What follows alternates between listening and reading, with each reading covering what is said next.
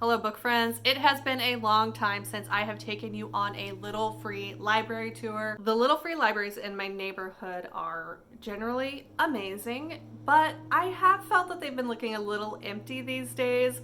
So I'm here by my bookshelves. I'm gonna pull some books to unhaul in this little free library tour. First, let's start with the unhaul. I think little free libraries are a great way to give back to your neighborhood community and to spread the love of reading. So let me go quickly through this pile of unhauls. The Careful Dressing of Love. I picked this up at a library bookstore, and I think it's a young adult about some sisters who maybe have some witchy powers or something. Debonair street girls must not fall in love. That is the responsibility. That is the curse. That is what is true.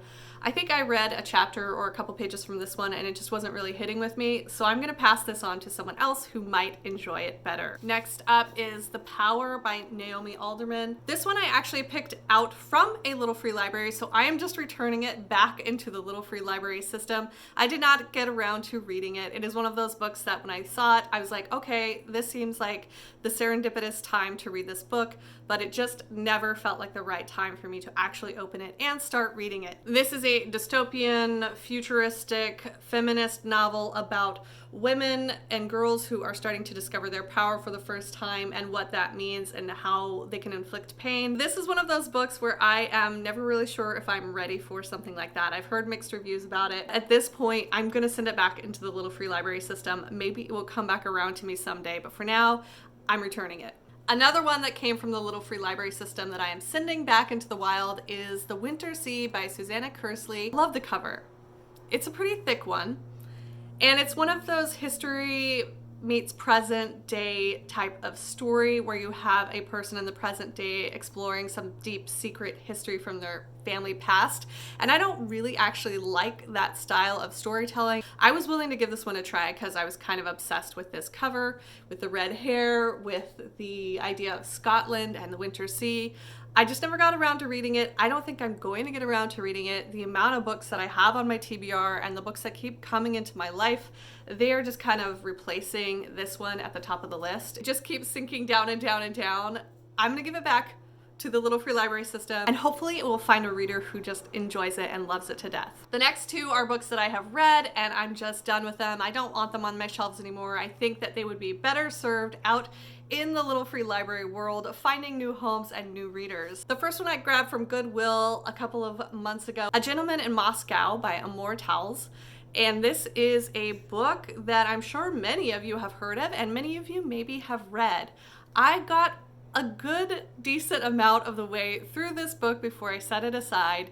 I just wasn't really fully connecting with it. I think I found it at kind of the wrong time for me where I wasn't in the mood for this more slowly drawn out literary novel. It did speak to me in places, and I do see why a lot of people really liked this when they picked it up, but it just wasn't hitting for me. And I kept it on my shelf for a while thinking that I would come back to it, but I'm at this point where I'm not gonna come back to this, so I'm gonna pass it on to somebody who I know is going to pick this up. They're looking for this book and they're going to absolutely love it. The final book I'm sending back out into the wild is Verity by Colleen Hoover. Let me tell you a story about this one.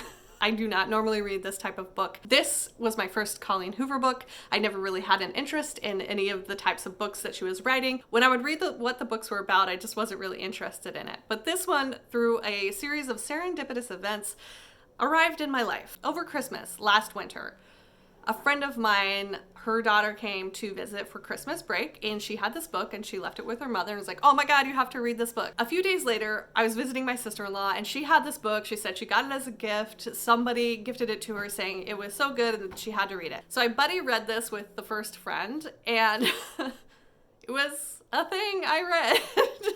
This book was about what I expected to be. The writing was a little clunky. The storytelling was just weird and all over the place, but it was pretty entertaining. There were gothic Rebecca vibes, but like from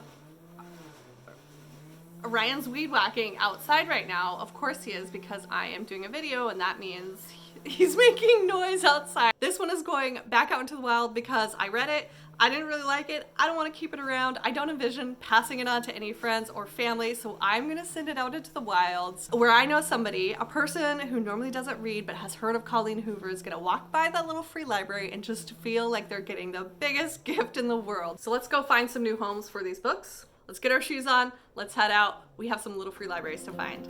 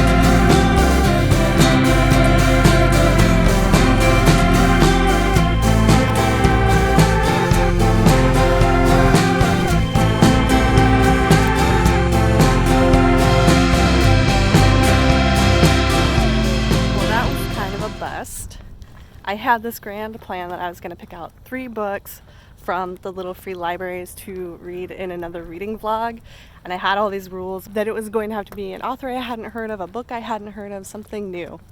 I didn't really find anything. I did find one book in the last box.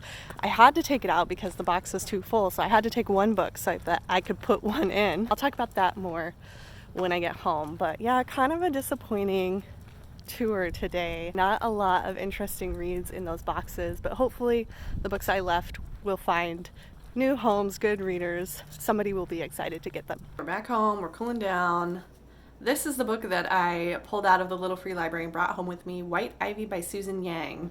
This, I think, is a thriller, an academic thriller, maybe. I don't know if this is a thriller or not. It looks like one. It maybe sounds like one, about a Chinese immigrant daughter who is struggling with her mother, who's kind of overbearing. The young woman falls in love with a white man who's kind of a waspy, generational type of golden boy. I believe the main character designs her life to win this man, but then something else happens. Someone from her past makes an appearance. I'm not entirely sure. I have seen this one floating around the interwebs, people talking about it. It does look like something that I might enjoy, so I'm looking forward to trying it out. As for the rest of the Little Free Libraries, like I said, they were a little spare this time around, so I hope that the books I dropped off will make some reader very happy. And I hope you enjoyed this tour. Let's get together and do it again soon. Thanks for watching. I'll see you next time.